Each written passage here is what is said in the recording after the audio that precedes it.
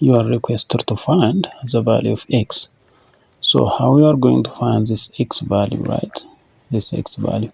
So the first thing you have to consider, this side and this side are equal. BE is equal to EC. This distance equal to this one, and this one DE is just a perpendicular bisector. So if you draw a line like this from B to D, that means if this side and this side are equal, so that means this side is equal with this side.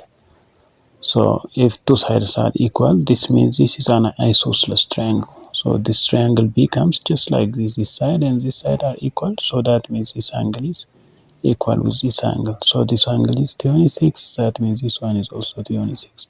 So you have to consider this one as 26 degrees.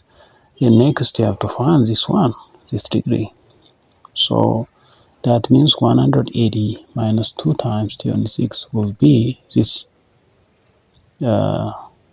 angle, right? So that means 180 minus 2 times 26, it will be 52. So it will give us 10 minus 2, it is 8, right? 7 minus 2, it is 7 minus 5, it is 2. 1 minus 0, it will be 1. So this totally 128, but since they are equal, 128 divided by 2, it will be 64 degrees. So this one is 64, this one is 64, since this angle and this angle are equal because it is an isosceles triangle divided by an angle bisector. That means this angle bisector divides this major angle into two equal parts. Then after finding this one, you are requested to find this one. So consider this one. This side is equal to this side now. Based on the new relation, we'll find this side is equal to this side. That means if this one is x, this one also x.